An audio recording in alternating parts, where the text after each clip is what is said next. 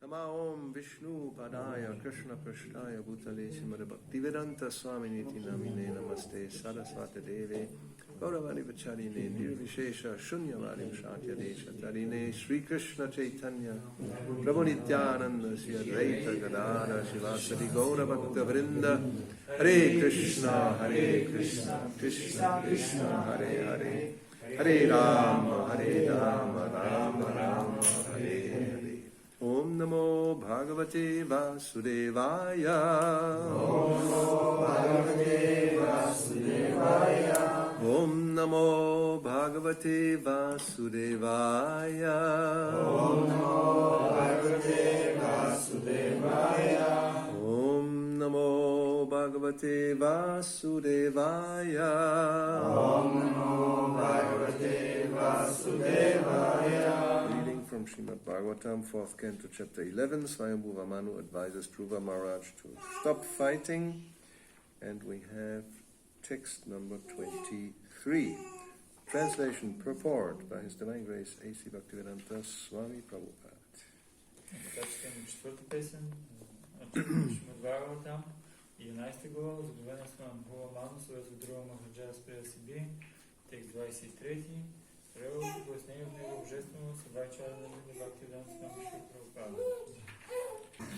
We have a very long word in the beginning. But it's easier than you think. It's two words, avyaktasya and aprameyasya.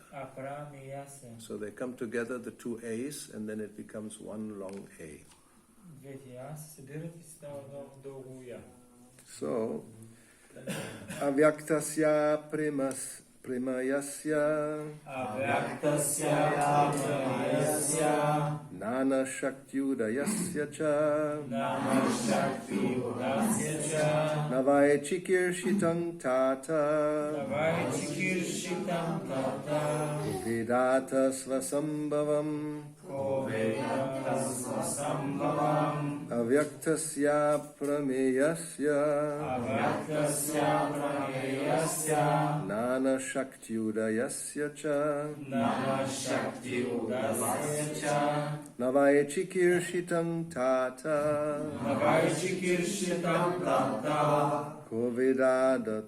kovedata svasambhavam avyaktasya prameyasya nana shaktyudayasya cha navai chikirshitam tata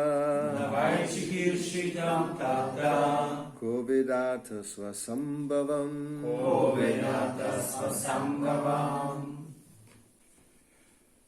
avyaktasya of the unmanifested, aprameyasya of the transcendence, nana various Shakti, energies. Udayasya, of him who gives rise to.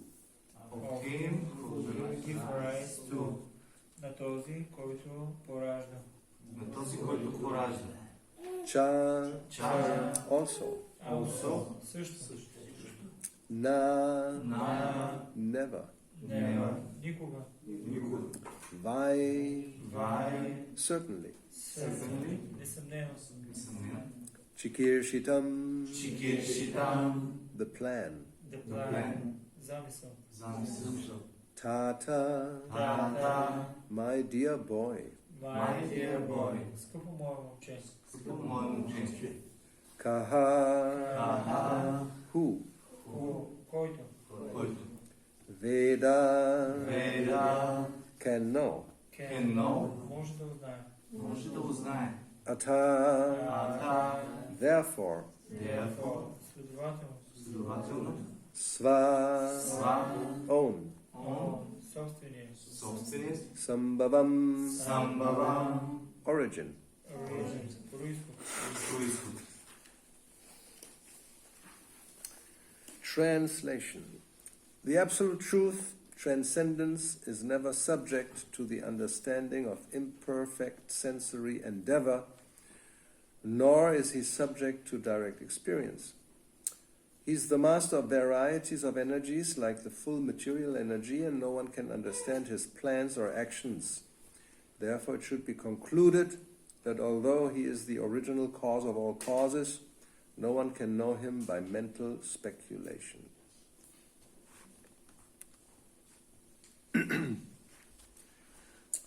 Превод. Човек не може да разбере абсолютната истина на трансценденталния Бог чрез несъвършеното си сетивно възприятие или по експериментален път. Абсолютът е господар на многообразни енергии, сред които е и цялостната материална енергия. И никой не може да разгадае помислите му и да разбере неговите деяния. Ето защо философските спекулации са безсилни пред него. Или никой не може да го разбере чрез философски спекулации, който е изначалната причина на всички причини. Report. The question may be raised, since there are so many varieties of philosophers theorizing in different ways, which of them is correct? Пояснение. Може да възникне въпроса. Има толкова много философии, излагащи най-различни теории. Кой от тях е прав? The answer is that the absolute truth, transcendence, is never subject to direct experience or mental speculation. Отговорът е прост. Абсолютната трансцендентална истина не може да бъде постигната нито чрез експериментален път, нито чрез умозрителни разсъждения. The mental speculator may be called Dr. Frog. Доктор Жаба е много подходящо име за философа, който се опитва да опознае абсолютната истина със собствените си теории и умозаключения. The story is that a frog in a 3-foot well wanted to calculate the length and breadth of the Atlantic Ocean on the basis of his knowledge of his own well. Има една приказка за жабата, която живеела в еднометров кладенец. И веднъж като чула за океана, се опитала да се представи размерите му, но се опирала единствено на това, което знаела за собствения си кладенец. But it was an impossible task for Dr. Frog. Разбира се, тази задача се оказала непосилна за доктора. A person may be a great academician, scholar, or professor, but he cannot speculate and expect to understand the absolute truth, for his senses are limited. Никой, дори най-великият академик, професор или признат учен, не е в състояние да разбере абсолютната истина чрез несъвършените си сетива и ограничените си интелектуални възможности. The cause of all causes, the absolute truth, can be known from the absolute truth himself, and not by our ascending process to reach him. Човек може да узнае абсолютната истина, причината на всички причини, само ако тя самата му се открие, а не по индуктивен път. When the sun is not visible at night, or when it is covered by a cloud in a day, it is not possible to uncover it either by bodily or mental strength or by scientific instruments, although the sun is there in the sky. Нощем, когато потъне зад хоризонта, и денем, когато е покрито от облаци, слънцето става невидимо и никакви физически и интелектуални усилия, никакви уреди и научни методи не са в състояние отново да го направят зримо за нас, въпреки че то продължава да стои там в небето. No one can say that he has discovered a torchlight so powerful that if one goes on a roof and focuses the torchlight on the night sky, the sun will then be seen. Никой до сега не е изобретил прожектор, който да е толкова мощен, че да освети нощното небе и отново да видим слънцето. There is no such torchlight, nor is it possible. Подобен прожектор не съществува и човек не е в състояние да го създаде. The word avyakta unmanifested in this verse indicates that the absolute truth cannot be manifested by any strain of so-called scientific advancement of knowledge. Използваната тук дума вяхта не е проявена, посочва, че така наречените научни методи на познание не могат да ни приближат до абсолютната истина. Transcendence is not the subject matter of direct experience. Трансцендентът не може да бъде познат по експериментален път. The absolute truth may be known in the same way as the sun covered by a cloud or covered by night, for when the sun rises in the morning and in its own way, then everyone can see the sun, everyone can see the world, and everyone can see himself. Абсолютната истина е като слънцето, покрито от нощния мрак. Сутрин той изгрява само, без ничия помощ и без чужда намеса. И с изгрева му всеки може да види както самото него, така света около себе си и самия себе си. Духовното си познание се нарича Атма-татва. This understanding of self-realization is called Atma-tattva.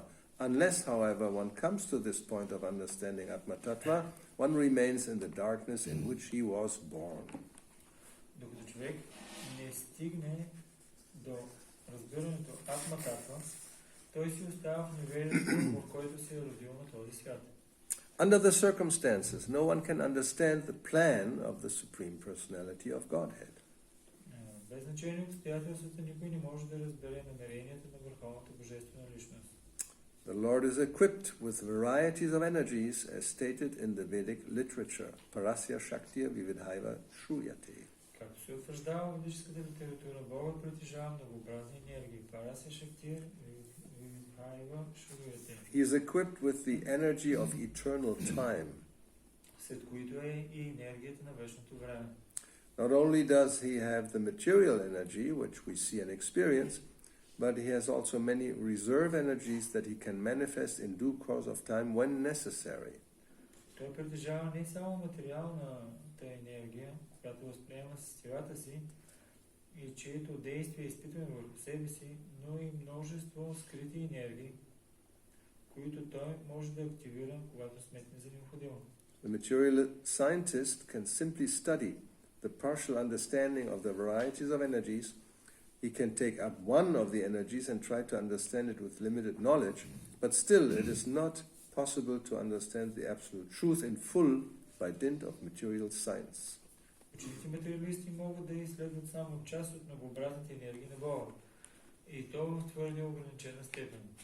Те могат да анализират един определен вид енергия, опитвайки се да проумеят с ограничените познания, но докато се служат с методите на материалната наука, няма да състояние да опознават абсолютната истина, нейната цялост.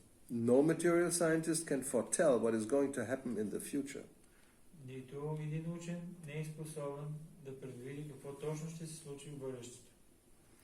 The Bhakti Yoga process, however, is completely different from the so-called scientific advancement of knowledge.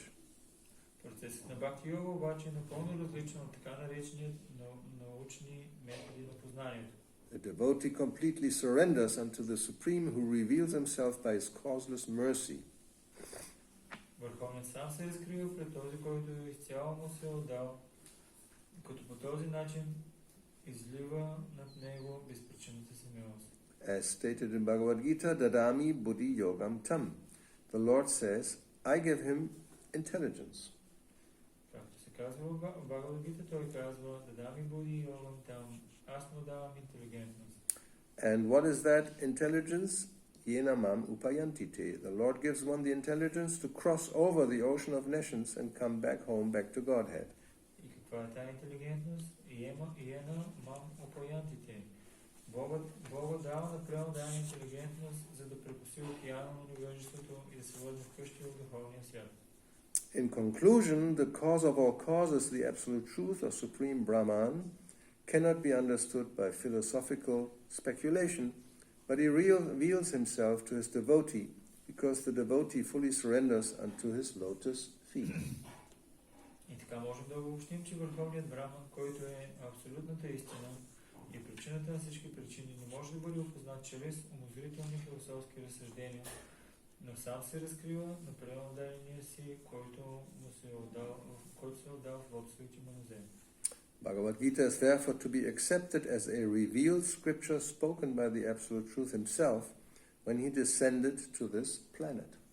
Ето защо безрезервно трябва да приемем Бхагавад Гита, която е свещено писание, изречено от самия Бог, абсолютната истина, когато той се е намирал на тази планета. If any intelligent man wants to know what God is, he should study this transcendental literature under the guidance of a bona fide spiritual master. Then it is very easy to understand Krishna as he is. Всеки разумен човек, който иска да узнае какво е Бог, трябва да изучава трансценденталното послание на Бхагавад Гита под ръководството на истински духовен учител. По този начин той лесно ще разбере Кришна такъв какъвто е. Avyaktasya prameyasya nana shakyudayasya cha navai chikirshitam tata kovedata svasambhavam. The Absolute Truth, transcendence, is never subject to the understanding of imperfect sensory endeavor, nor is he subject to direct experience. He is the master of varieties of energies like the full material energy, and no one can understand his plans or actions. Therefore, it should be concluded that although he is the original cause of all causes, no one can know him by mental speculation. Човек не може да разбере абсолютната истина, трансценденталния Бог, чрез несъвършените сетивно възприятие или по експериментален път. Абсолютът е господар на многообразни енергии, сред които е и цялостната материална енергия. И никой не може да разгадае помислите му и да разбере неговите деяния. Ето защо философските спекулации са безсилни пред него изначалната причина на всички причини. So this seems to be quite logical and obvious. Това твърдение изглежда доста логично и очевидно също. Очевидно. That should be obvious and is logical when we honestly consider our situation. Би трябвало да ни изглежда очевидно, като по честен начин погледнем ситуацията, в която сме. We are very tiny, insignificant creatures. Ние сме много малки, незначителни създания. Although sometimes we think we are the master of the universe. Въпреки че понякога си мислим, че сме господари на Вселената. Yes, people have this desire, so they create comics, the masters of the universe. And they identify with this super, Superman. The Superman. И хората искат да са такива комикси, в които те да са господари на Вселената и така наречените супермени. No? I mean, these are very popular nowadays, the superheroes. В днешно време са много известни супергероите. So each one of them has a very specific mystic power. И всеки един от тях има определено специфична мистична сила. Which go far beyond the 8 yoga cities. Която надхвърля в много голяма степен 8-те мистични съвършенства на йогите. Yeah, you have Spider-Man. Имаш човека паяк. He can crawl up vertical surfaces, no problem. Той се катери по вертикални повърхности без проблем. Or this other one, the Superman, he can fly through the sky, right? Супермен, той пък може... That's one of the cities, actually. Супермен може да лети в небето. Това са всъщност едни от мистичните съвършенства. So some of these people probably have also read Vedic literature, so they took a few ideas from there and created their superheroes. И най-вероятно има хора, които са чели ведическата взели части от там и по този начин са създали супергероите. And one of the 8 cities is you can read the mind of others. И една от 8-те мистични съвършенства е можеш да четеш ума на другите. But you may have all these cities and all the superheroes combined in one superhero. Still, you will not be able to understand the absolute truth.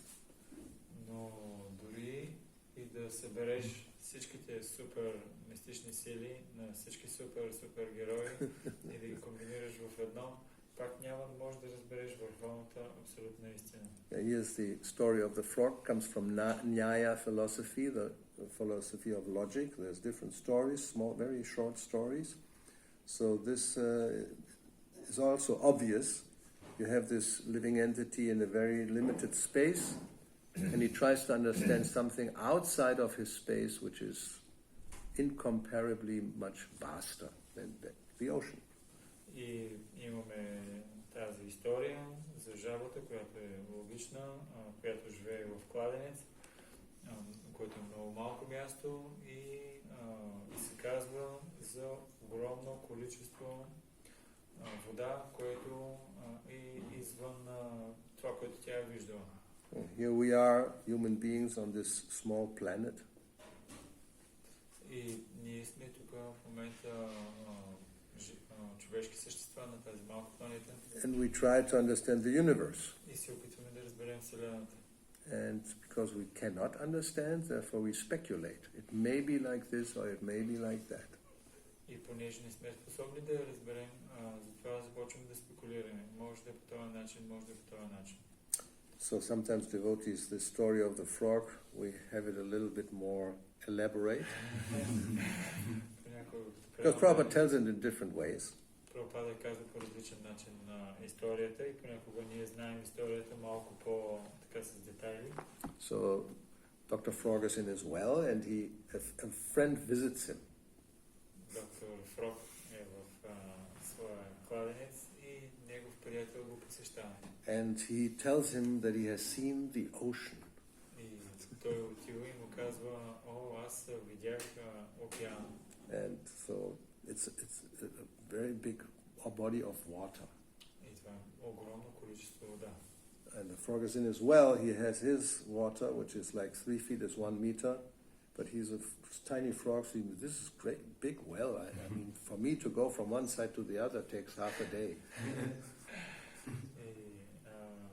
И доктор Фрог, той си живее в малкия океан, който е не малкия океан, малкия кладенец, който не е повече от 3 стъпки вода, 1 метър, но той е малка жабка и за него този кладенец е много голям, да стигне, да го преплува целия, му отнема половин ден. So then the other one says, no, it's really huge. So he said, what, 2 times as big as this?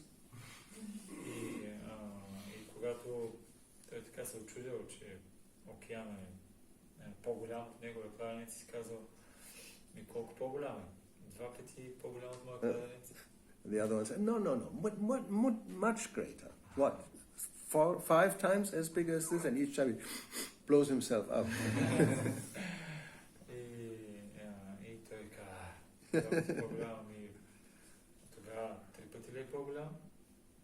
И той пак казва, не, по-голям и той 4 пъти и всеки път, когато такова казва 4 пъти, 5 пъти и той така се надува. No, 10 times, it's not, it's much bigger. И той колко 10 пъти ли е по-голям? Той казва, не, много по-голям. And he tries to understand how big it is by pumping himself up and he bursts.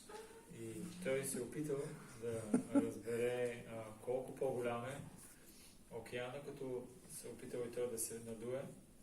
Надувал се и накрая се пръснал.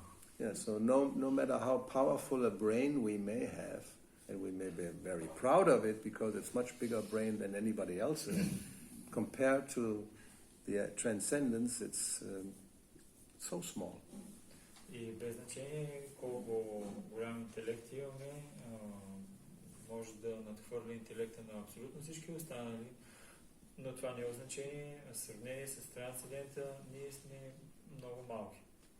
And then in the prayers of Brahma, he says that somebody may be able to count all the snowflakes falling from the sky. В молитвите си Брахма казва, че някой може да е способен да проброи колко снежинки падат от небето. Or you may be able to count all the grains of sand on sunny beach. Или пък е способен да проброи всички малки частички пясък, песечинки на целия слънчев бряг. But that's like a small well. It's really small. Това наистина е много... Small beach, eh? Few grains only. Но това слънчев бряг наистина е много малък плаж. Това са просто няколко само такива трошки, такива зранца. So you go to the Sahara Desert. Ако отидеш на пустинята Сахара, and think how many grains of sand are in the Sahara Desert. И си помислиш колко такива пясъчни песечинки има в цялата Сахара. It has been calculated. Seriously, and you can. Можеш да го пресметнеш математически. I mean, approximately, because относително, you know how long it is, how wide it is, защото знаеш колко е дълго и колко е широко. and you know more or less how deep goes the sand, И right? в малка или по-голяма степен знаеш колко е дълбоко пясъка. So then you have measurements, you have cubic meters, and you can count how many cubic meters of sand will be in the Sahara Desert. И след това пресмяташ колко кубически метра пясък има в пустинята Сахара. But that's already the number. If you say it, it's beyond your imagination. It goes in the trillions and who knows quintillions or whatever. Но дори това е много отвъд нашето възприятие. Трилиони, квадрилиони, един Господ знае какво е числото. Now you can calculate how many grains are there. Сега в един in one cubic. Well, we'll start in general and then we go little by little so our brain doesn't explode. И започваме да пресмятаме колко песечинки има. I actually investigated that for this type of, our understanding. So actually the point is also there's different sizes of grains. Careful.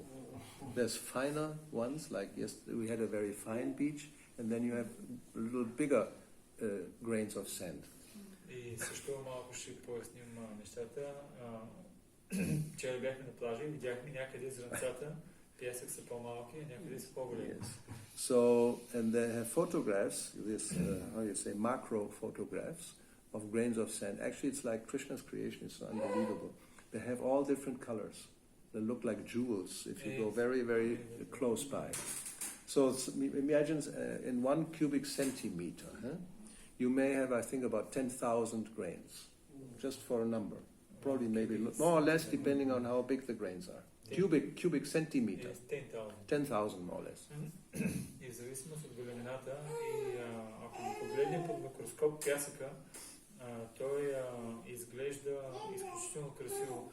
Това творението, което Кришна го е направил, наистина невероятно. Има малки частички, всички от тях са с различни цветове. No. И някои от тях изглеждат даже като скъпоценности.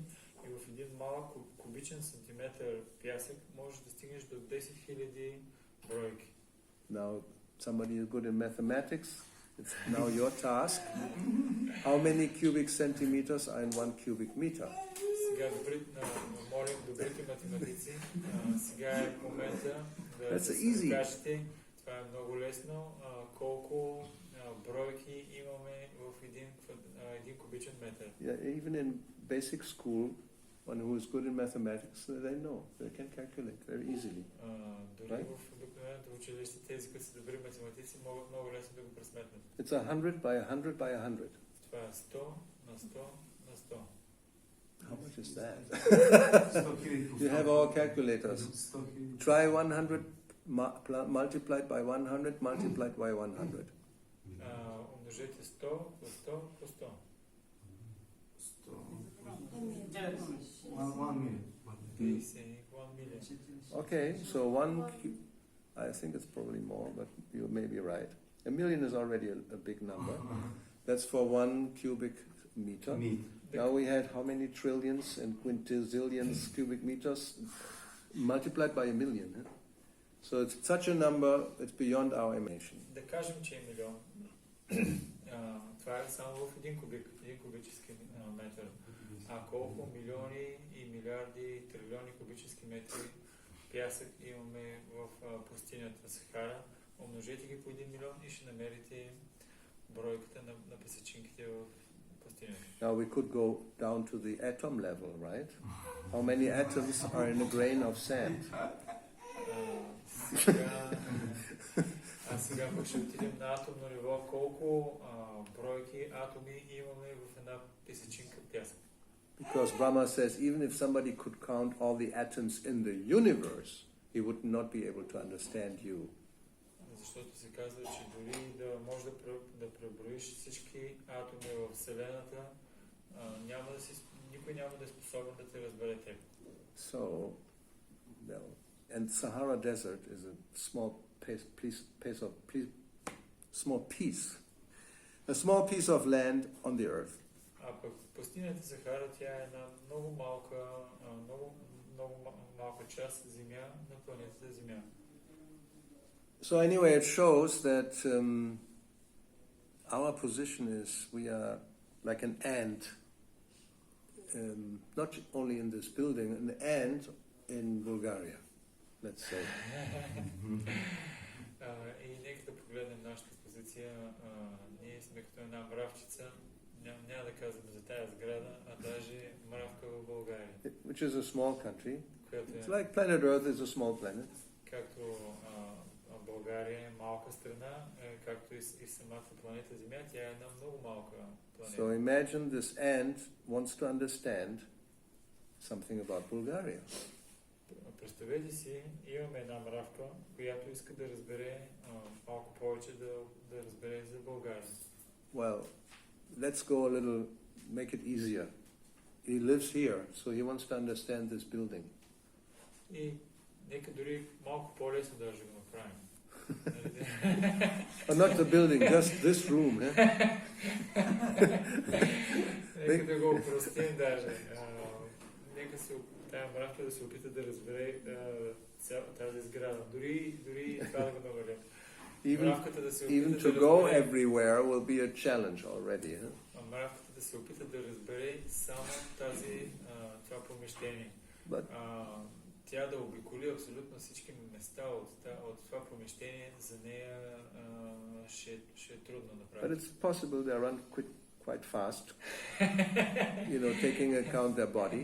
So he may find out about this place, but then there's so many other rooms, and then this is one building, and then there's so many buildings, and how can he understand his surroundings?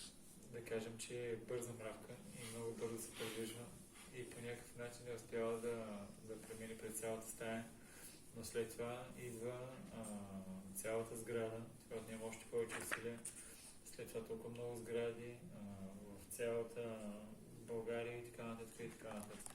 So the point is, very simple point that Prabhupada makes, and he explains it very well, that with our capacity, both sensorial or sensory capacity of the senses and the mind, our understanding we can get is very limited. И основният момент, който Шрила Прабхупада казва, че възможностите ни за получаване на знание, било то сетивните възприятия, било то интелектуалните, с ума ни, те са много ограничени. So we have several verses that explain this. Имаме няколко стиха, които обясняват това. One that Prabhupada always quotes is Atakshi Krishna Namadi, Nabhavet Grayam Indriyai, Sevan Mukhi Jivado Swayam Eva Spuratyayaha.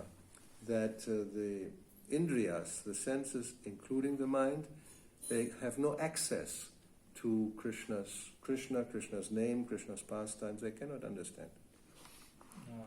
Има един стих, който Шрила Прабхупада има много стихове, един от които Шрила Прабхупада много често цитира, че нашите сетива, включително и ума, те нямат достъп да разберат, те не могат да разберат името, забавленията и формата на Върховната Божествена Личност. That's the first part of the verse. Then the second part is Sevan Mukhi Jivado Svayam Eva Spuratyayaha.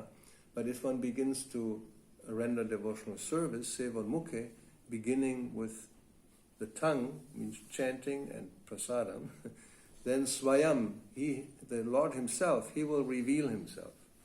И това е първата част от стиха, а втората част от стиха е обаче, ако човек започне да се ангажира в служене на този трансцендент, като ангажира сетивата си в него служене и като започне с езика, като повтаря, възпява и също приема прасада, Бога, използване на думата своя, той сам се разкрива.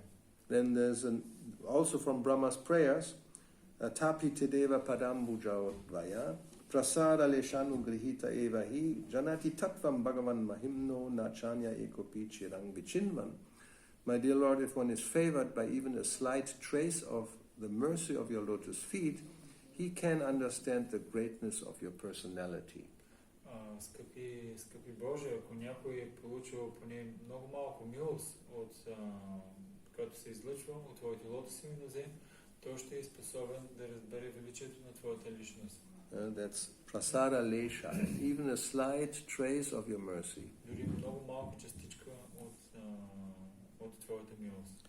But those who speculate to understand the Supreme Personality of Godhead are unable to know you. Но тези, които спекулират и се опитват да те разберат, те не са способни да направят това. Chiran Vichinvan, although they may study for many years, дори и те да изучават в продължение на много години. like even Brahma Samhita says, Vedeshu Durlabham, Adurlabham Atma Bhaktau. Durlabha means very difficult to attain. So Vedeshu, by studying the Vedas, even by studying the Vedas, you cannot really understand the Supreme Lord. Имаме стих от Брахма Самхита, където се казва Ведешо Дурлабам, а Дурлабам Атма Бхактау. Дори да изучаваш ведите, няма как да разбереш Бога. А Дурлабам Атма Бхактау означава... I didn't say that yet. You didn't say? No. I'm sorry. But then, so it's Durlabha, but then At Durlabha, it's not very difficult, it's very easy. Atma by a devotee, because if he surrenders, Krishna will give him all knowledge. Много е трудно да разбереш Бога с твои спекулации, но ако се отдадеш на Бога, тогава е много лесно да го разбереш. Then there's another verse from the Mahabharata, which says, Achintya kalu ye bhava natang stakena yojare. That means by Tarkena Yojayat, by argumentation and debate. Achintya, what is inconceivable, you have no access. Имаме стих в Махабарата, където се казва, че чрез жонглиране с думите и чрез различни дебати и дискусии няма как да го разбереш. So anything transcendental to material nature is called inconceivable. То е невъобразимо. Всяко нещо, което е трансцендентално към материалната природа, се нарича невъобразимо.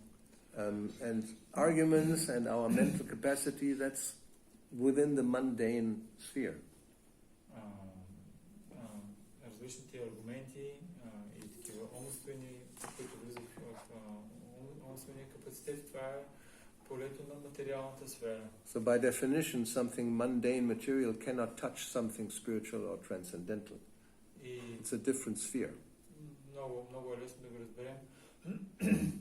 От нещо от материалната сфера няма как да се докосне до нещо, което идва от духовната сфера. So then, if one wonders, then how is it possible to understand?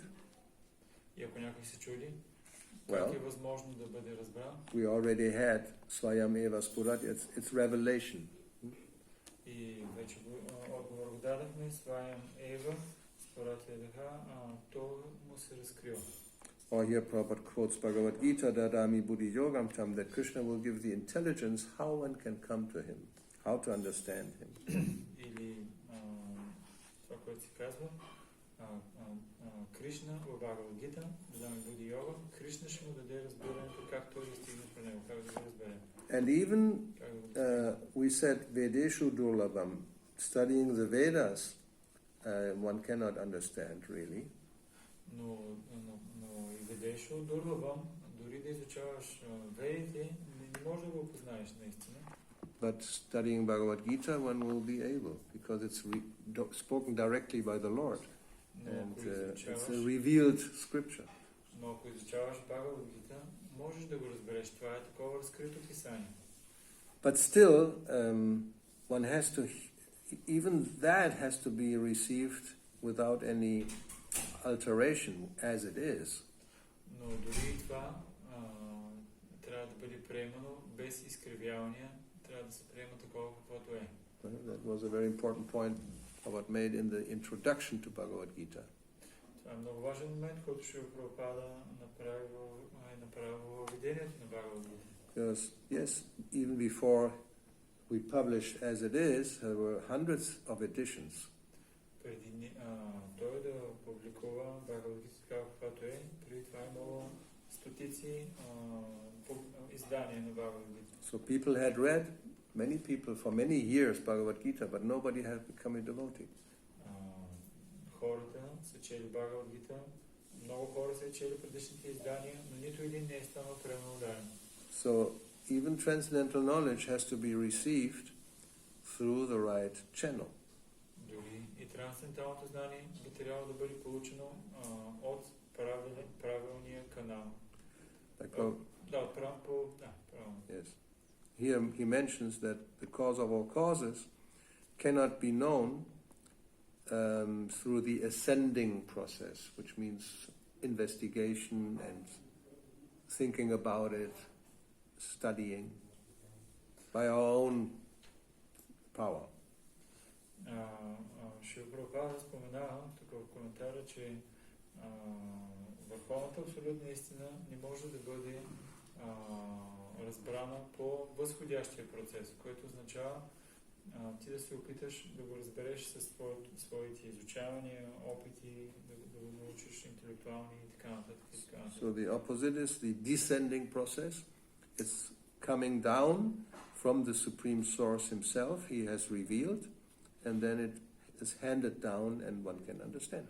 И начинът, по който може да бъде разбран, това е нисходящия процес, който означава, че знанието е дадено от него и то отива надолу чрез ученическата последователност и това е процес. Yeah, it's a Guru Parampara process, the Sampradayas. The origin is always beyond the material world, like Brahma Sampradaya. He hears first from Krishna, then he gives the knowledge to his disciple, and it's coming down to us. И причината на знанието е отвъд този материален свят, както примерно нашата Сампрадая, Брама Сампрадая, Брама първото, той чува знанието от Кришна и той го дава надолу по ученическата последователност и така е стигнал до нас. So with this process, one can understand something. Everything is not possible. Благодарение на този процес, ние сме способни да разберем нещо, да разберем абсолютно всичко, това няма как да стане. Well, we can understand as much as Krishna reveals to us. He may reveal everything, but на теория, Кришна даже може абсолютно всичко да ни разкрие, ако иска, или с други думи може да кажем, може да разберем до толкова, доколкото Кришна иска да ни разкрие. But actually, spiritual knowledge, if we analyze it, is not so difficult. It's some essential points, and then everything else is not any more knowledge. It's pastime. Yes. Ако погледнем от друга гледна точка, духовното знание не е чак толкова много. Ние трябва, имаме няколко неща основни, които трябва да разберем и всичко. Другите неща, останалите, те са просто забавления.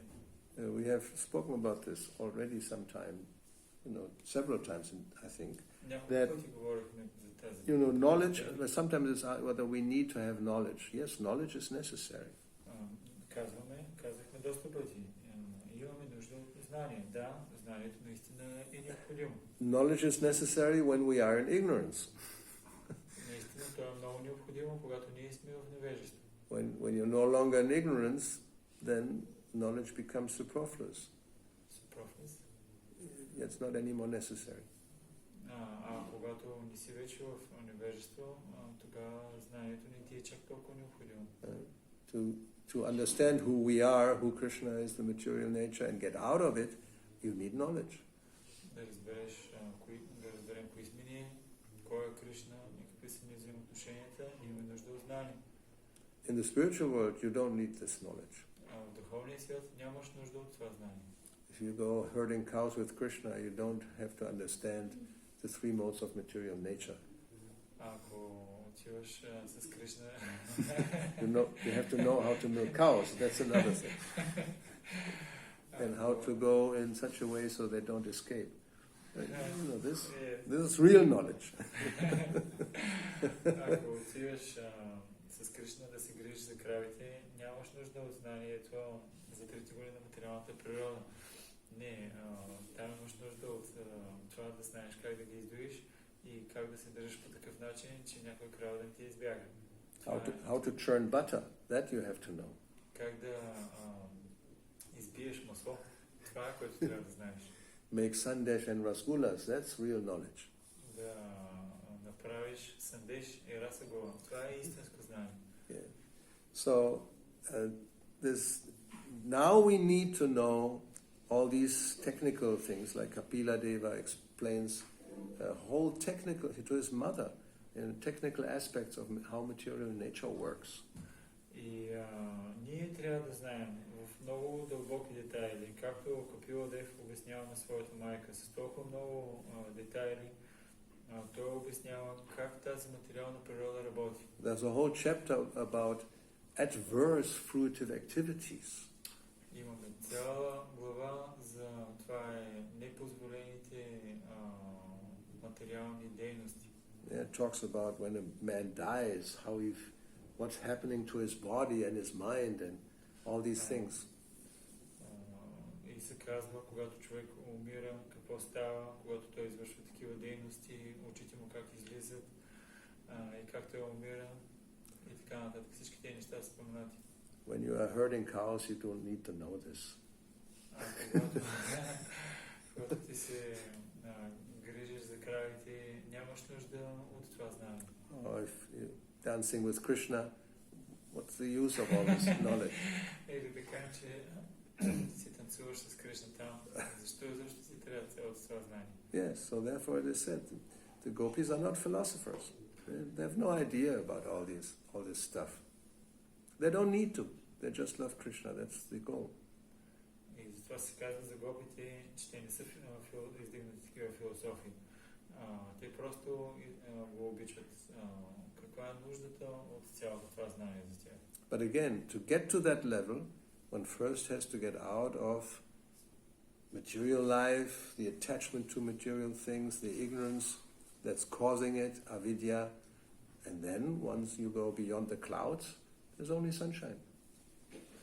Но отново имаме нужда от това знание, за да можем да се издигнем от влиянието на материалната природа, от нашите привързаности различни, които имаме, да се измъкнем от тъмнината на облаците и да отидем където има слънчева светлина. Comments, questions? I have a question. There's a doubt. It's, also I was remembering the verse from Brahma Samhita, Kantastukoti Chaturvatsya Exactly, yes. which is also, I like it very much.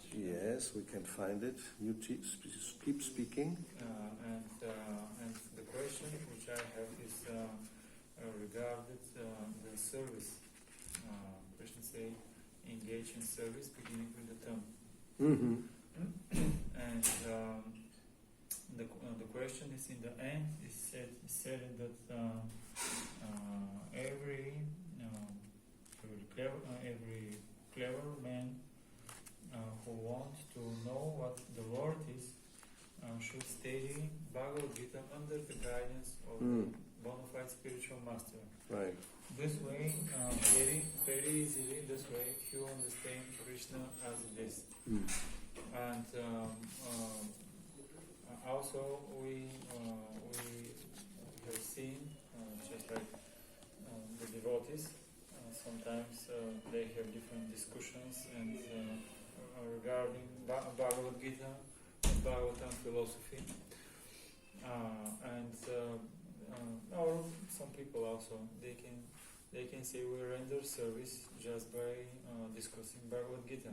This is my service. This is my service to Krishna, and this is the actually the only way to understand Krishna, because Krishna said you need to beginning with the tongue. You need to just speak. Beginning with the tongue. Yes, and this is the basic. The basic. We have heard many times Prabhupada saying that the hearing is the most important. That's right, but it's not the only. Yes, that's right. But they say this is the way that Krishna will reveal to you. And where is my question is, where is the role of the studying Bhagavad Gita under the guidance of the bona fide spiritual master, if nowadays you don't have access to the spiritual master and just like no instructions and so like a little complicated topic. You make But this is the reality. This is the reality. Just speak on summarize it quickly. Въпросът ми е свързан с нали, казва се, че когато човек се ангажира в служене на Кришна, особено езика си, Кришна сам започва да му се разкрива. Следното изречение обаче Шрила Прабхупада казва, че всеки разумен човек, който иска да разбере Бога такъв какъвто е, трябва да изучава посланието на Бхагавад Гита под ръководството на духовния учител. На истински духовен учител. По този начин той лесно ще разбере Кришна такъв какъвто е. И въпросът ми е, някой може да се ангажира в служение на Бога, да ангажира езика си, като дискутира Бхагавад Гита нали, с други преамадайни. И той казва, така ще разбера, така Кришна ще ме се разкрие. Просто като дискутираме Бхагавад Гита, къде е мястото на авторитетния духовен учител, ако нямаш достъп до него и не може той директно да те наставлява. So, this argumentation that this is, we only have to study like this and that, these kinds of arguments, this is just bad logic. И, нали, това да мислим, че само трябва да изучаваме нали, Бхагавад Гита, това е лоша логика. Yeah, like we had this similar. Somebody will say only chanting is necessary. No study. Study is not necessary. They don't like to study. They like to chant, so therefore only chanting is okay. Nothing else is necessary. Because there are statements like this. Има даже твърдения в свещените писания, където се казва, че нямаш нужда даже от изучаването на свещените писания. Можеш само да възпяваш. Не е необходимо даже да изучаваш.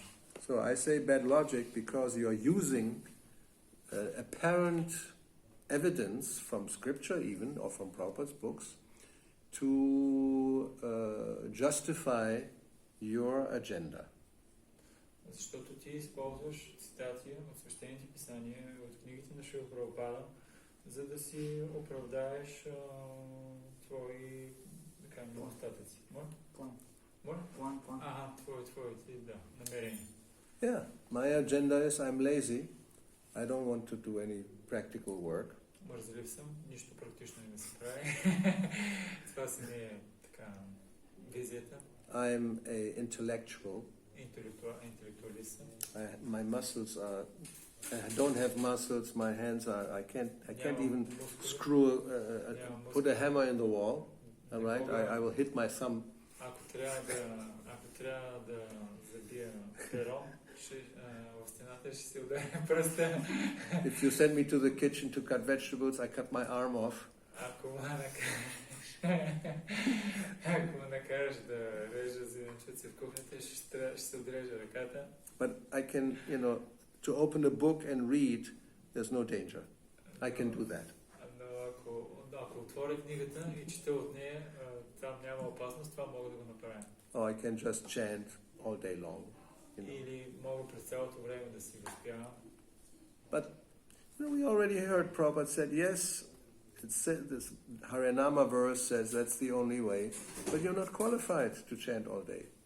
Да, ние се съгласяваме. Това е единствения път, но ти не си квалифициран през цялото време да успяваш. You're not qualified to study 24 hours Bhagavad Gita. After 1 hour, you fall asleep. Not 1 hour, after 10 minutes. So just stop talking all this nonsense. Do something practical. And that's directly Prabhupada was chastising somebody who was arguing like this. Do something, stop talking, do something practical. Well, I give you the story. Ти не си квалифициран да възпяваш 24 часа денонощието. Ти не можеш да изучаваш 24 часа денонощието. Какво да говорим 24 часа? Дори 1 час е твърде много. А какво да говорим за 1 час? Дори след 10 минути ти вече си заспал. Сега ще ви разкажа история. Прабхупада каза на един, направи нещо практично. Стига си говорил само. It just happened now when I was in Cologne. I met Bhakti-Bhushan Swami. And we remembered, because that was when we were in Vrindavan with Prabhupada, I think it was 75 or 76, I think 75. So there was, anyway. С Бхакти-Бхушан Свами се срещнахме съвсем наскоро и ние заедно бяхме с него, мисля, 75-та или 76-та година и заедно се припомнихме, когато бяхме заедно с Шрила Прабхупада. So, everybody who was at that time there, they all know this person, this devotee, nice devotee. We don't criticize him, it's just a funny story.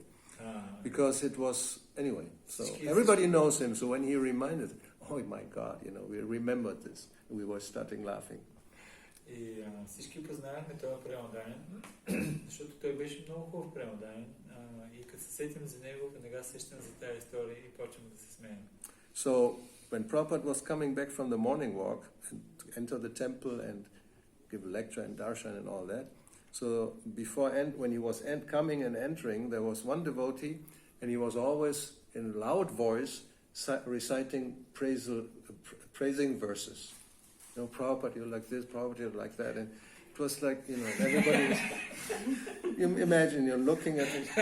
What are you doing? It's embarrassing. But he was going on every single day.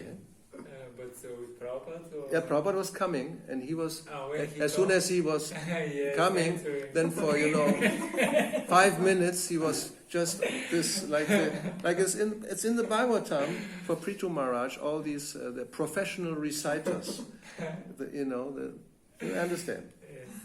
A praiser, a professional praiser, praising the king. И Шрила Прабхупада си имаше така стабилна програма.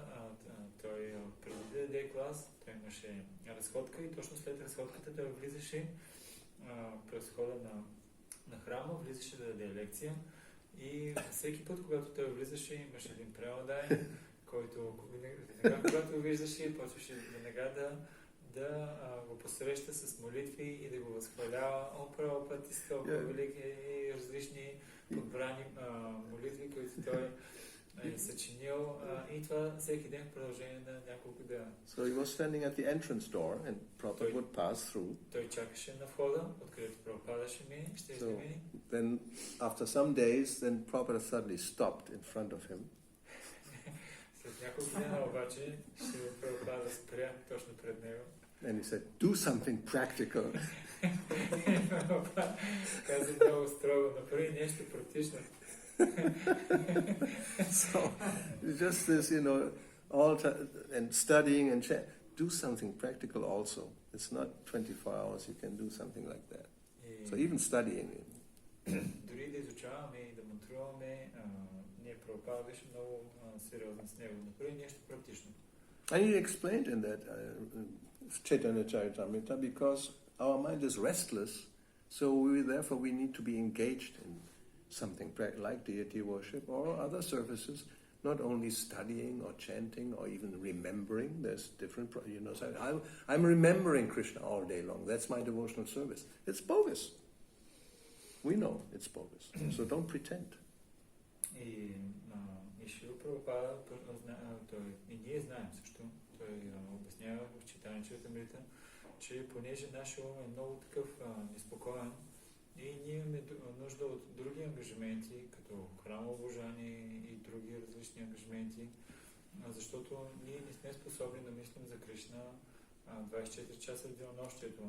Има някой, който казва, моето обслужение, аз просто помня Кришна. Ние знаем, че това е измама. Няма как постоянно да го помниш. Somebody may say, Vandanam is a bona fide process. I'm offering prayers all day long.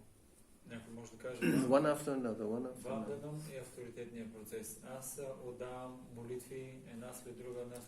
So therefore we need the guidance of spiritual masters so we don't imagine our own way of doing things. И затова ние имаме нужда от ръководството на духовен учител, за да не си въобразяваме, аз правя това. And the instructions may be different for different people. И инструкциите може да са различни за различните хора. You cannot also say, but you told him to do this and I have to do something else, but I want to do this. Well, you do this and he does that. И ако не можеш да възразиш, да кажеш, ти на него му каза това, пък на мен ми казваш това, защо не ми кажеш на мен да направя това, пък на него да направя това?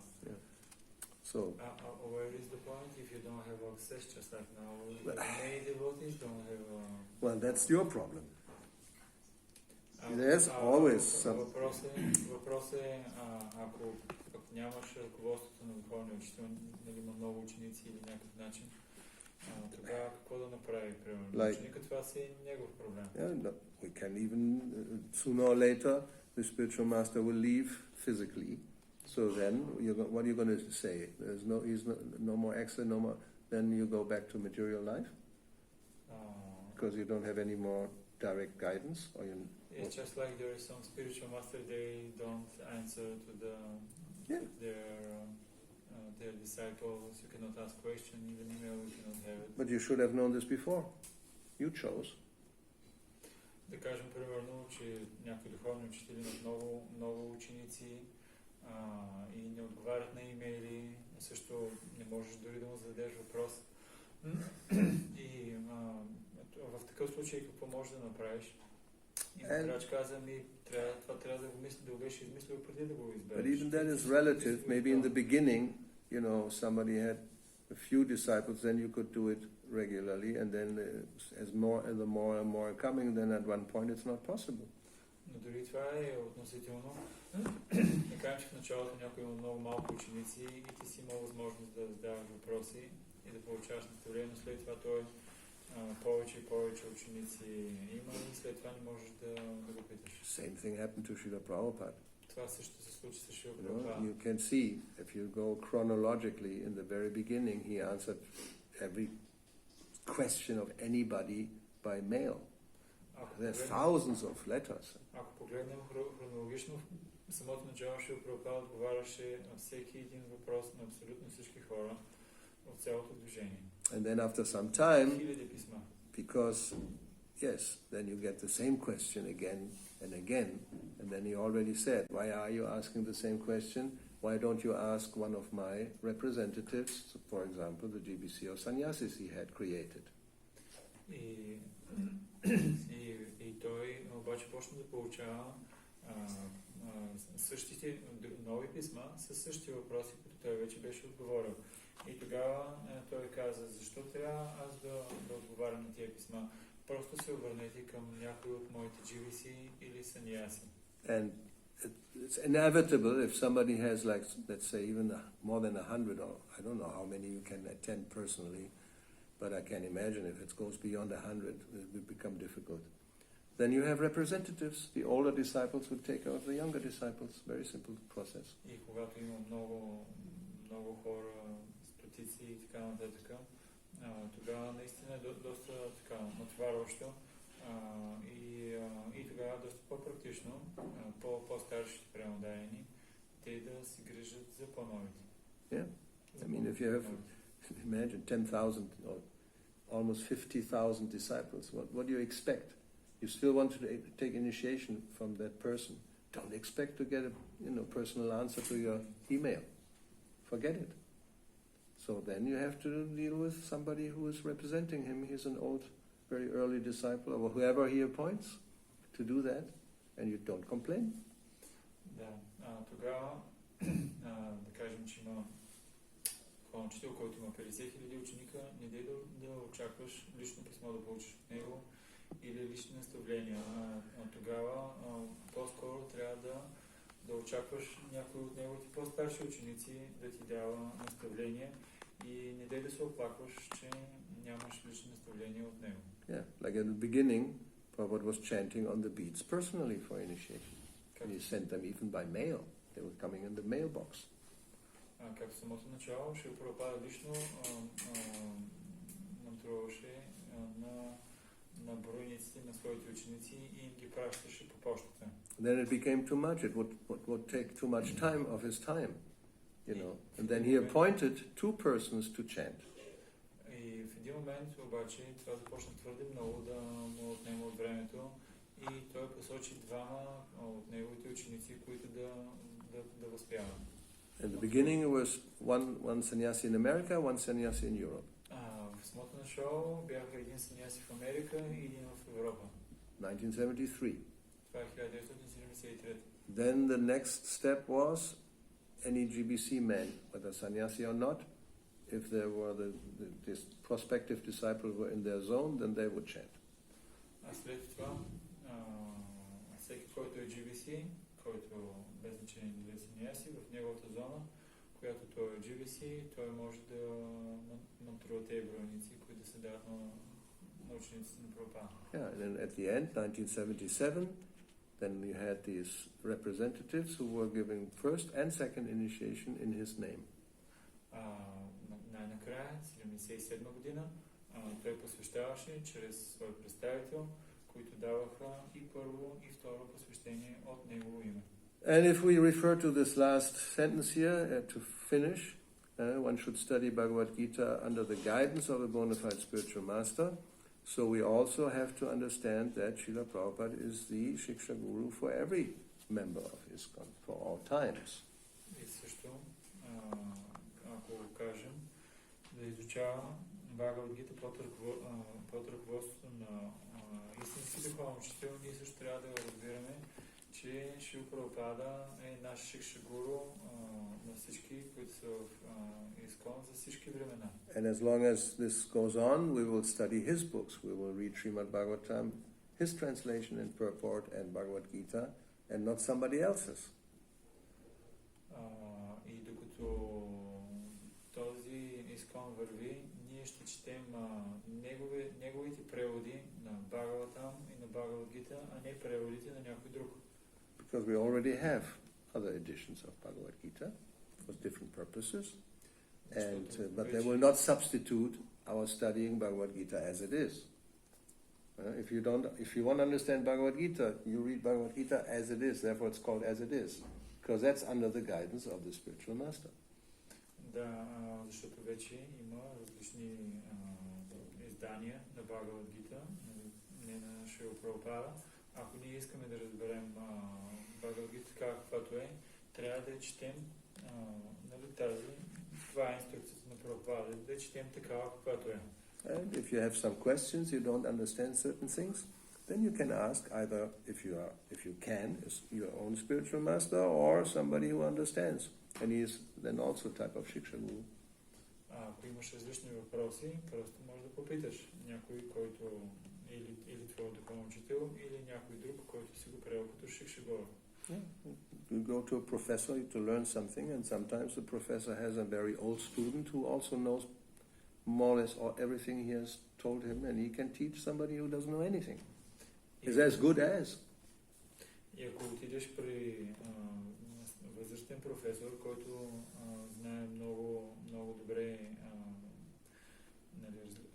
различни философии, дори да отидеш при някой негов ученик, който е така доста приближен и от много време изучава от него ръководство философията, той също може да ти предаде на практика същата философия, така каквато е.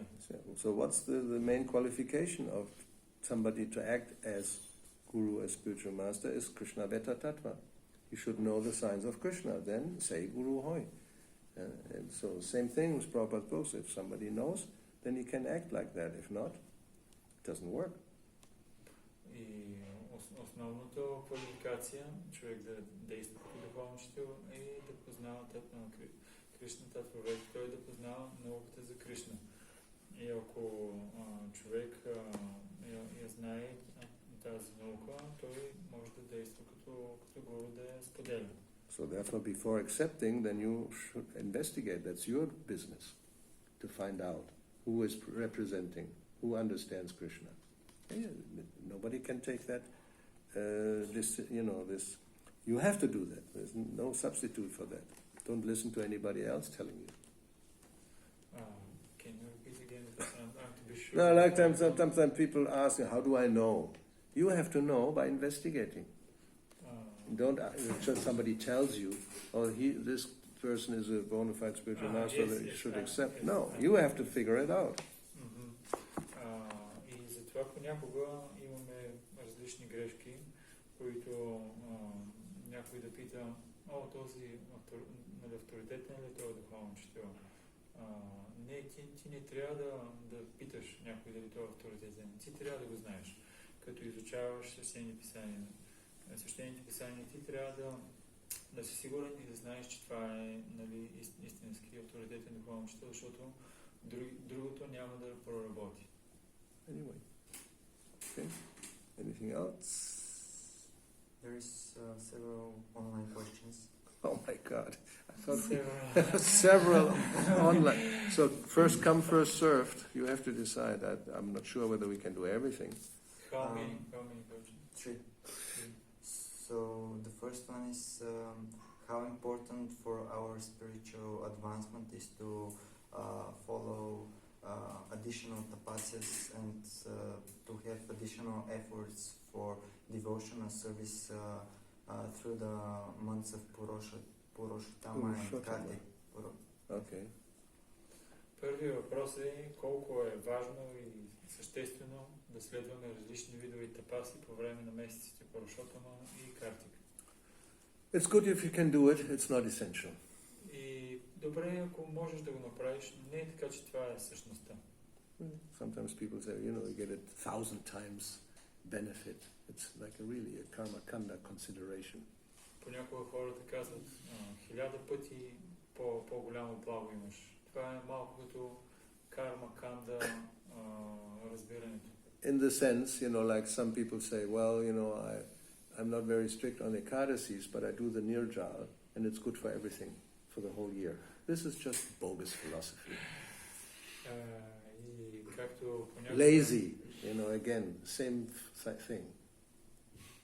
Понякога имаме някой си казва, ще съм много добре, не ги спазвам, ама Нирджала го спазвам много добре и то е добре като за всички, всички съм спазвам. Тази философия не е много добра. Това показва мързел. Ти си просто мързелив. So some say or propagate that one should do some special vrata, some special vow during this month. If you can do it, it's good, but don't criticize somebody who doesn't do it. Някои така пропагандират и разпространяват, че има различни обети, които ако правиш по време на тези месеци, ще е много добре. Може и да е добре, наистина, но не дей да критикуваш тези, които не го правят. So, I'm sorry, I declare publicly I never have any special vows or anything special during Kartik. So far, I have never done it. I do the lamp thing, and that's all. Chanting Damodarashtakam, don't ask me for anything else. Съжалявам, но публично трябва да кажа, че аз лично никога не съм следвал различни стриктни обети по време на месец Картик. Това, което аз правя, предлагам ги-лампа и също и пея Дамодараштрика. Не ме молете за абсолютно нищо друго останало. I'm, basing this because Prabhupada never told us to do anything specifically extra. Защо казвам това? Защото основата е, че Шрила Прабхупада никога не ни беше казал да правим нещо екстра или повече. Which doesn't mean that it's bad. It's very good if you can do it. Some go to Vrindavan just to do that, stay there for the whole month. If you can do that, fantastic, do it. И не е така, че това може да е нещо лошо. Не, напротив. Има хора, които отиват в Вриндаван и там прекарват месеца. Това е нещо фантастично, направи го. So, You already answered the second question, so the third one. Okay, Good. Oh, very good. Very good. very efficient. So the third one is, what is the recommended standard for those who are not living in a temple? This is regarding the first question, I believe. This is the third Well. question. The third. Yes. Какъв трябва да е стандарта, нали, на природен, който не живее в храма? Standard of what? Deity worship, private life? Just like What do you mean? Related Practice with devotion. these Huh? tapasyas, maybe related Tapasyas? with the first Is the question same- is related the same with person? the card. Is the Yeah, same- yes. I mean, I don't know. We have, our tapasya is 4 regulative principles. That's the tapasya. And that's all you really have to do. Well, No, but let's But this start is the with that. basic. Yes, Yes. that's the basic. Основният или минимум тапасия в самото начало и да следваме 4 регулиращи принципа. And 16 rounds И 16 кръга също. without offense. Без да извършваме оскърбление. That's the basic. If you do that, you don't really have to do much more.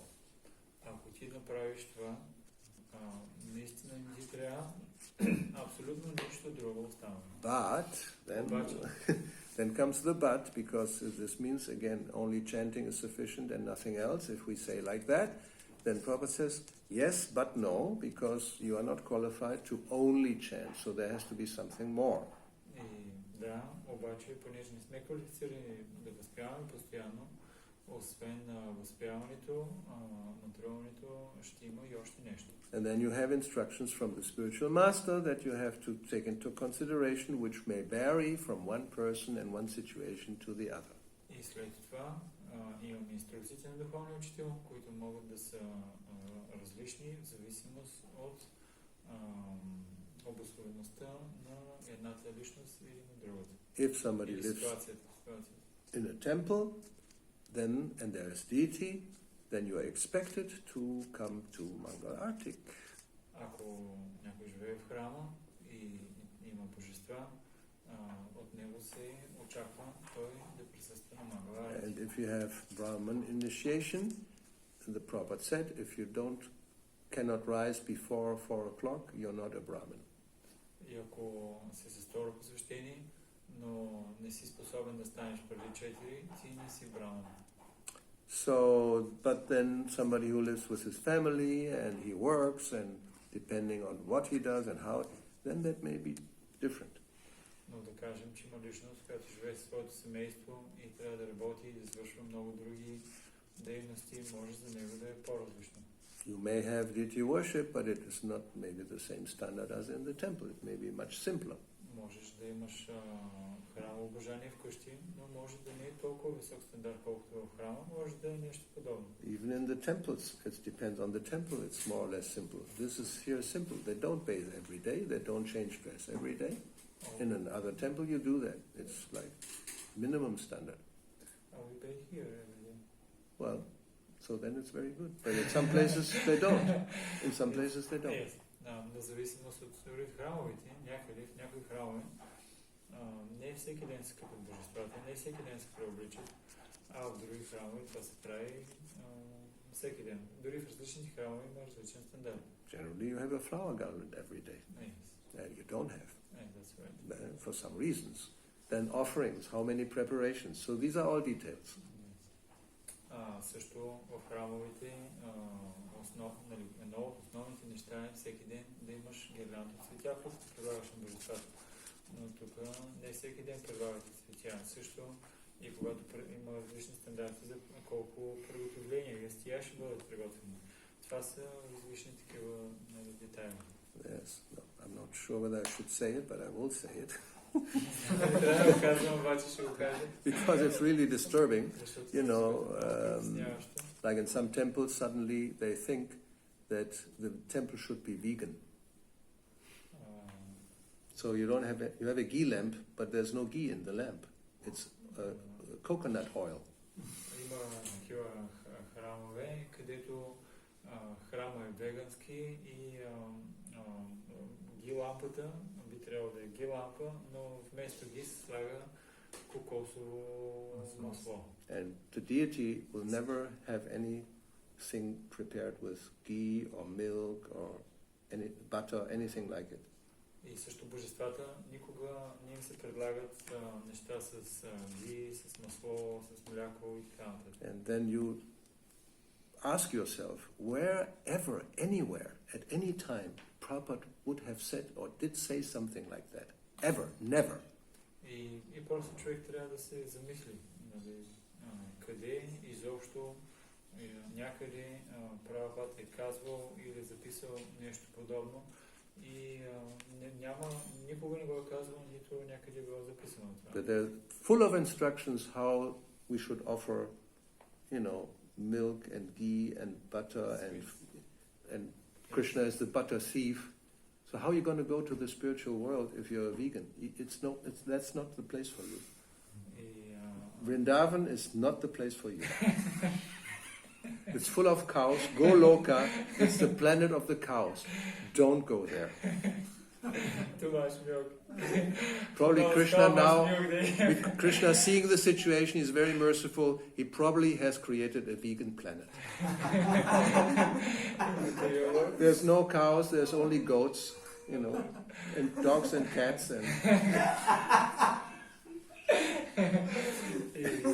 And full of vegetables. And it's good. It's called the green planet. The green planet. Да кажем, Кришна той пълно е с инструкции как на Кришна трябва да се предлага ястия с масло, с ги, с мляко, расагула, сандеши, различни млечни произведения.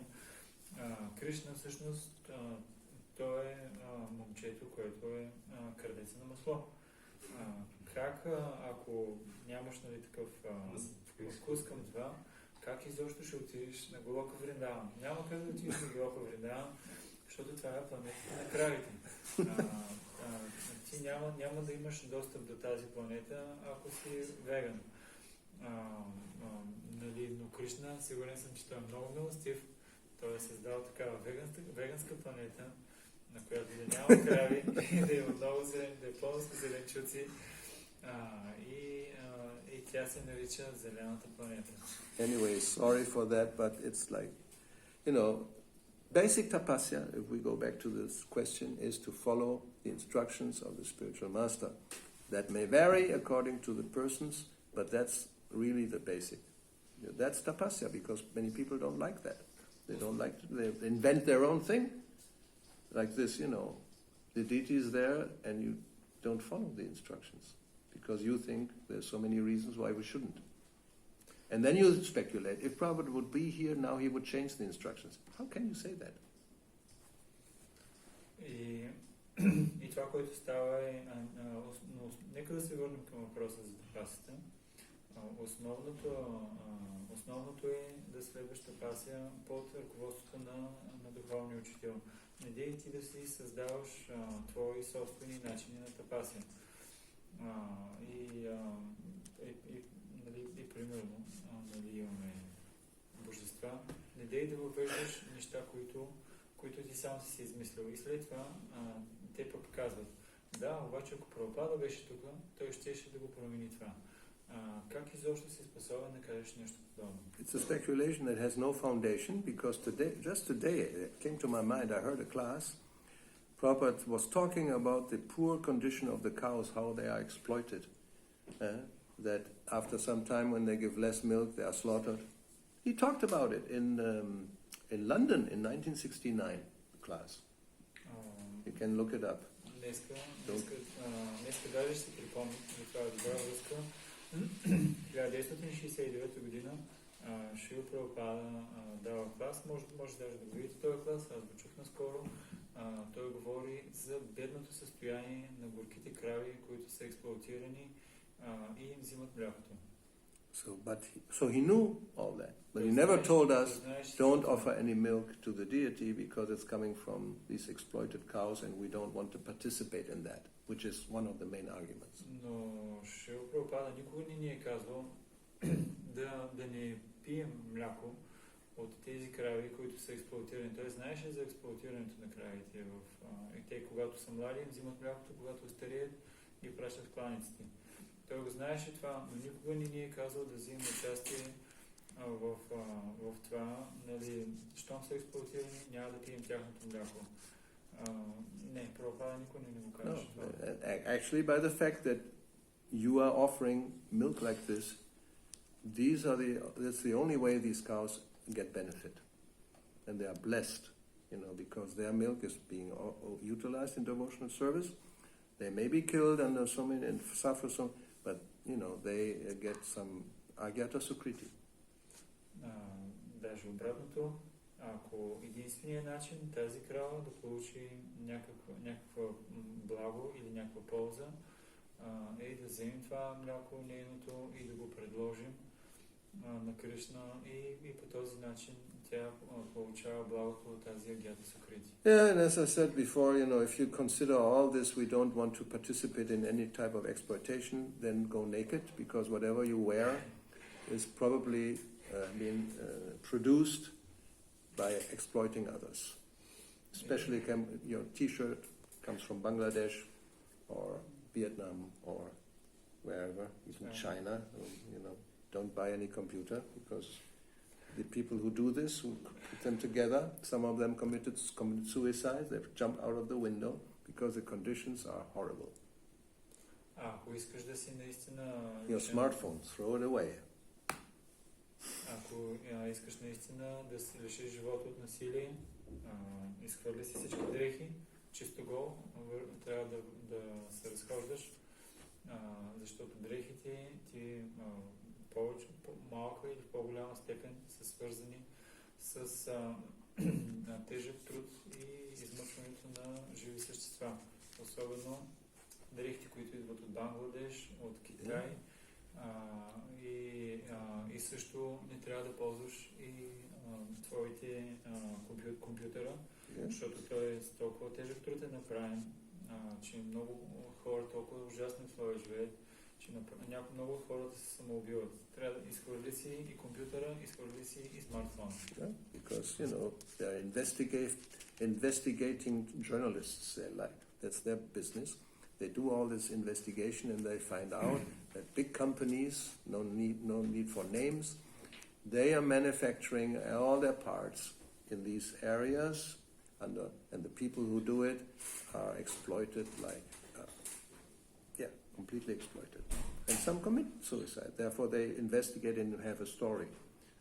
How people living in a small room, 20 of them, and the pay is very low, and the family is far away, and then sometime they go crazy and just commit suicide.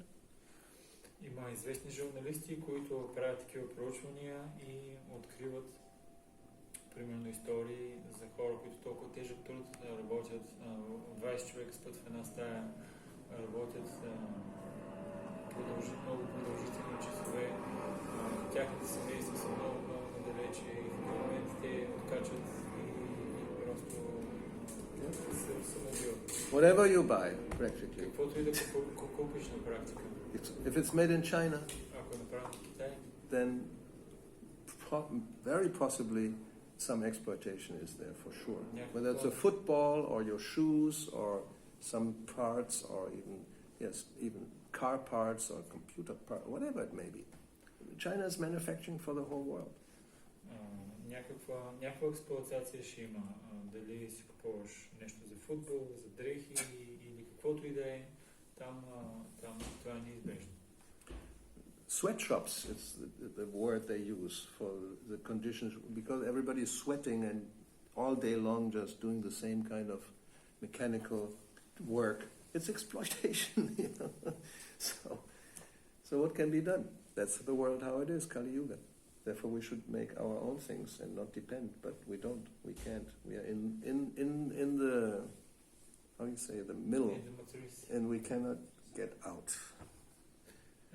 И те ги наричат такива магазини, които са направени от пот, защото хората, които произвеждат всички тези неща, те са потят и много дълги часове правят едно и също механично нещо, за да могат да получат някакви пари. И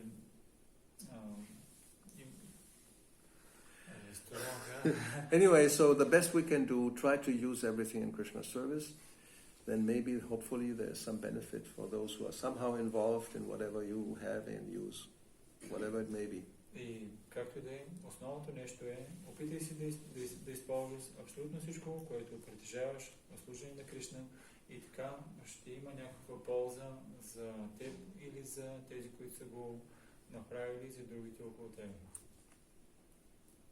So, I think that's it. No more questions, no more comments. Srila Prabhupada ki Jai. jai, Granthara Srimad Bhagavatam ki jai, Jai. Shri Gaura Bhakta Vrinda ki jai, Hare Krishna.